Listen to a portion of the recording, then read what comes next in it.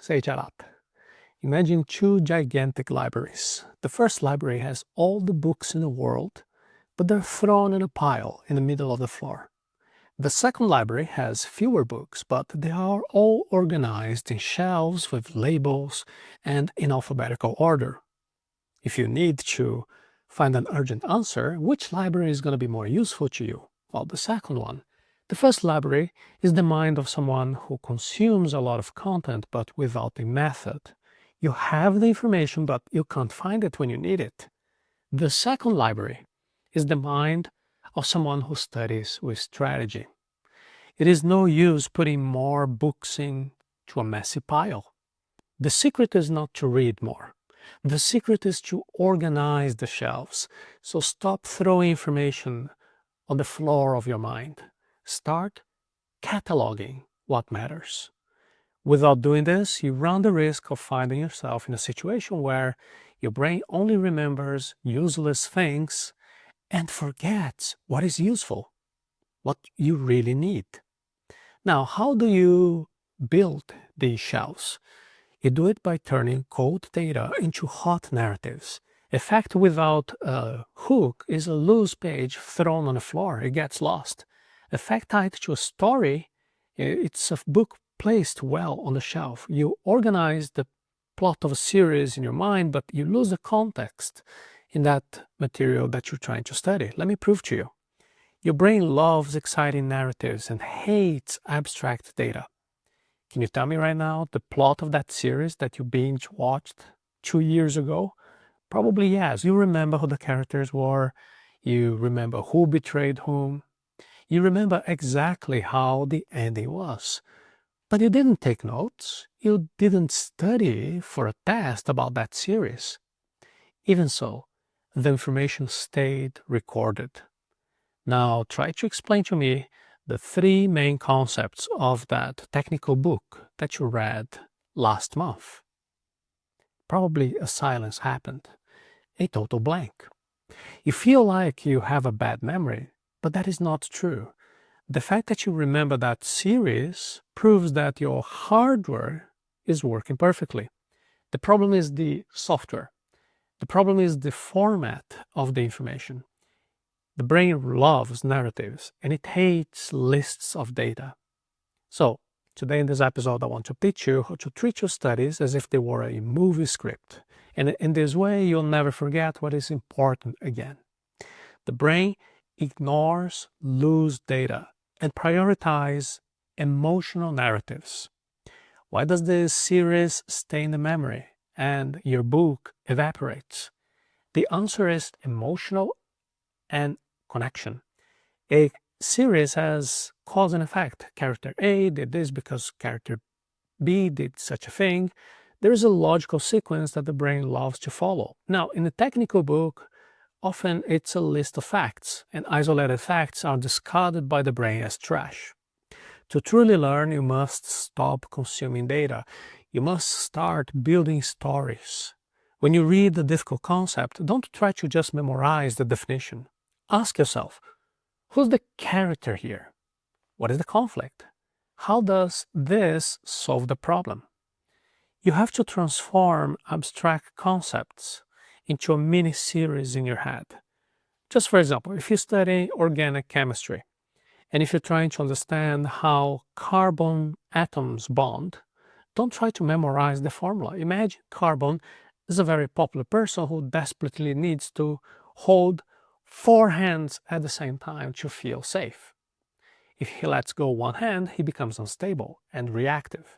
Now, this little story creates an emotional hook that was missing. The brain doesn't delete things that have a personality. Stop reading every 15 minutes so you can translate the concept. You watch a series, then the next day you talk to a friend about what happened. You say, whoa, I just saw the new episode. I just can't hold it to myself. I'm going to be telling you, you're not going to believe what the villain just did. This act of telling a friend, that is the secret. When you tell, you translate the image from the screen into your own words. And this is active processing.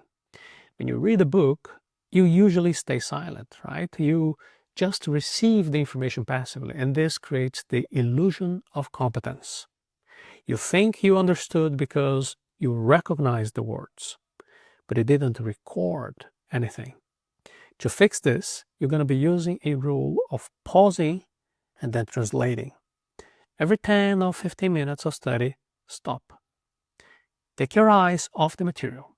Pretend a friend is in front of you and then explain to him out loud with your own way of speaking what you just read. If you freeze it, it means you didn't understand. You go back and do it again. Only go ahead when you can actually speak clearly about that subject. In the Seiiti Arata Academy, I teach you exactly how to do the same technique of teaching yourself and even recording a video where you can prove to yourself that you mastered that technique perfectly. For this, you can go to the link arata.se/intelligence. Connect the new concept with a real problem to generate urgency.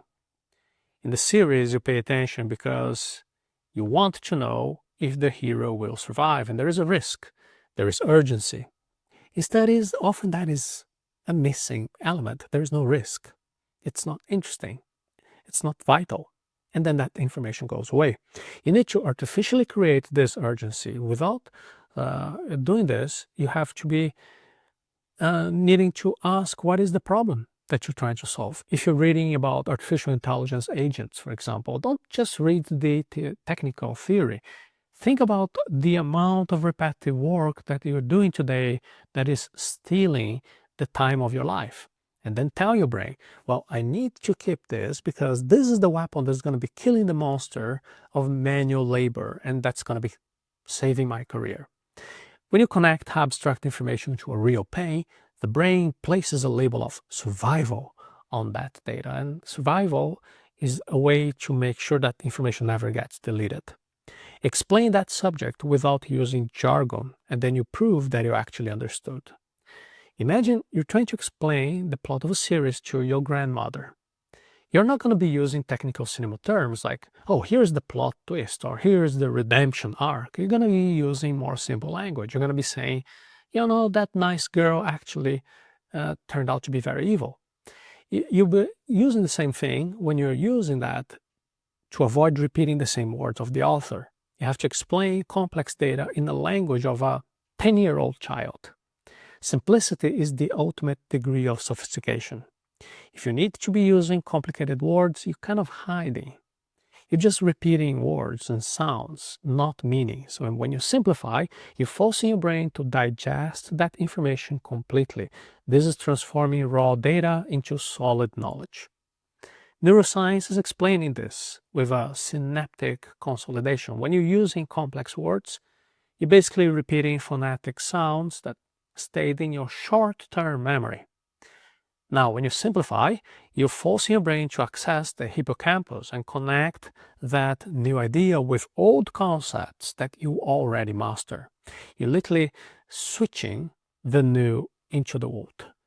Therefore, the practical tip here is to use analogies from the physical world, because you cannot, if you are not able to compare things with a road or a door or anything from the physical world, that probably means you have not understood. The physical brain loves the physical world.